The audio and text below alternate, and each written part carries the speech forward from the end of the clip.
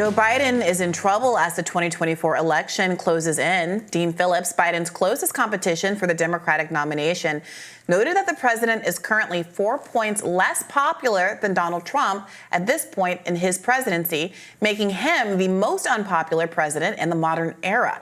In a separate post, Phillips noted the same pollster that perfectly called Biden's 2020 plus 4% victory now showed him minus 9% versus Trump and RFK Jr. Biden's support with black voters, an essential part of his electoral coalition, also appears to be cratering. Here's a Fox News segment on that. A recent poll shows Biden is losing on two top issues with black voters. More than half disapprove of Biden's handling on the economy and inflation. A recent piece with this: when talking about economic concerns, black and Latino voters in recent years are usually talking about inflation, and there's good reason for this. Inflation and inequality got worse for blacks and Latino families over the last 2 years. They're putting more effort to try to win the black vote than they have put in to help black people. He almost admitted it just there. We're organizing, we're going to get in early, because a lot of black Democratic consultants always complain that they give all the white consultants money. Why? Because they take the black vote for granted. Poor polling data comes on the heels of renewed questions surrounding Biden's mental acuity. During a recent rally in Virginia, Biden made a strange comment about who the, quote, real governor of the state was. Take a look. Hello, Virginia. And the real governor, Terry McAuliffe. Not my governor. Some took this to mean Biden was claiming that current Virginia Governor Glenn Youngkin, a Republican, was illegitimate. Fox News' Peter Doocy did not miss an opportunity to question White House Press Secretary Karine Jean-Pierre on this very subject. Let's watch.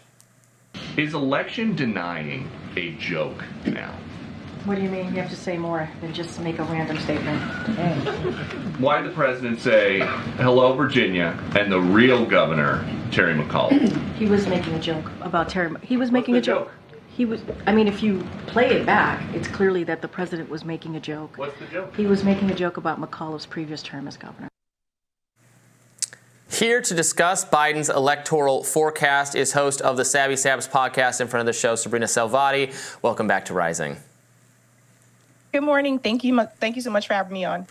So let's just start with that weird McAuliffe line. I mean, look, I know, and you get on me when I start saying Democrats are doing election denial too, because not saying they went to the same elaborate lengths as Donald Trump, but people like Stacey Abrams and Hillary Clinton have, made some serious interference accusations in the past that we've debunked numerous times. I don't even know if that's what Biden was going for here. Do you have any clue what he was saying and why he did that? I think that Joe Biden is just experiencing cognitive decline. I think it's happening right before our eyes. And honestly, his presidency has been a complete embarrassment. It's embarrassing that Democrat politicians are trying to basically pull Joe Biden across the finish line when there are obviously better candidates out there. I mean, we just saw the showing in New Hampshire. Yes, Joe Biden won the Democrat nomination in New Hampshire, but we can't look over the fact that Dean Phillips was able to capture 22,000 votes in New Hampshire. So if I were the incumbent and I had a challenger that captured that many votes in my party, I would be very concerned. And I feel like the Democrat establishment is just trying to brush this aside. I would keep my eye on someone like him. I would not be surprised if later on he decides to break away and run as an independent, because he said multiple times that he doesn't believe that Joe Biden can actually beat Donald Trump. And he said that's the reason why he's running for president in the first place. But the Biden presidency has been a complete embarrassment. I mean, we all had our criticisms of Barack Obama not going as far as he said he would, especially when it comes to the abortion issue. He said he would codify Roe v. Wade. He never did. There are criticisms there. But now we fast forward to Joe Biden, and I think this has been a complete embarrassment for the Democratic Party, and they just refuse to admit it. Let's talk about the black vote, Sabby. Now, that Fox News segment was talking about how what the polls show about how Black people feel about their top issues and which party is meeting them more. But that wasn't an overall poll as to how Black voters plan to actually vote. There was one covered by Newsweek out of Georgia that showed that although Biden won Georgia by about 11,000, just short of 12,000 votes, that the distribution is now shifting. So a few more Black people are saying in Georgia that they'd be willing to vote for Donald Trump, but overwhelmingly the gap is created by Black voters who say that they just do not plan to vote in 2024. To what do you attribute that shift?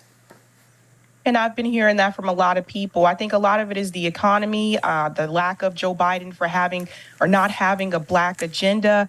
He really doesn't have one for Black people in this country. And we talk about wealth in this country. Black people are still at the bottom. He doesn't want to address these issues. We can go back to the meeting that he had with civil rights leaders a year or two ago. And Joe Biden said that, no, now is not the time to deal with these concerns.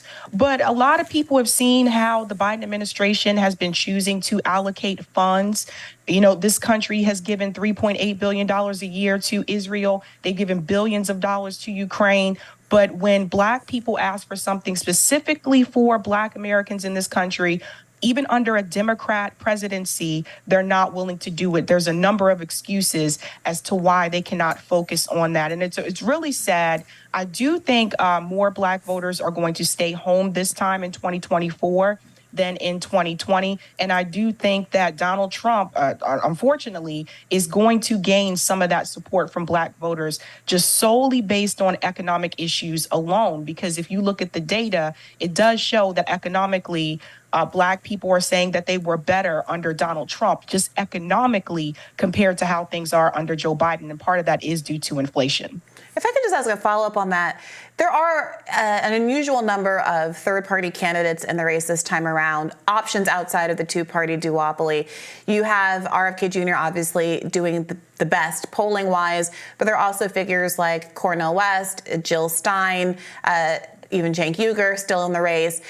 Which of those candidates, if any, do you think affirmatively do offer a Black agenda or some economic program that would actually benefit Black Americans who are looking for a place to go and not instead of just staying home or protest voting for Trump?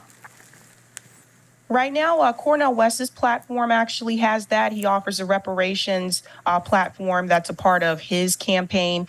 He also offers increasing not just the minimum wage, but actually implementing a living wage of, I think it's $27 per hour, and then it will adjust based on the region that you live in. So obviously, if you live in California, it would probably be higher than $27. So Cornel West has a really good platform in reference to addressing the needs of Black Americans in this country. RFK Jr. has what he calls it a reparations plan. It's not actually a reparations plan. He doesn't agree with cash reparations. He said this on Matt Hoffra's podcast, but basically he has a plan to basically implement some type of tax incentive for Black Americans. Jill Stein running through the Green Party. The Green Party has always supported, as long as I can remember, has supported reparations as well. But when I'm looking at who has the best strategy overall, if I'm just focusing on ballot access, right now, Jill Stein actually has the upper hand when it comes to ballot access because the Green Party has more ballot access in the country. And I just saw a poll recently that showed that Jill Stein is actually polling 6% in Michigan, which is a state that Joe Biden needs to win. Cornel West just got ballot access in Oregon. Previously, before that, Alaska, I believe RFK Jr. got ballot access in Utah, although RFK Jr. is doing a different strategy where they're focusing on key states instead of focusing on all 50 states. So I think there's different things here and there with the third party and independent candidates, but I just think that it's going to come down to, are people going to be willing to vote against the duopoly, or are more people going to stay home? Sabrina, thank you so much for joining us. Thank you so much.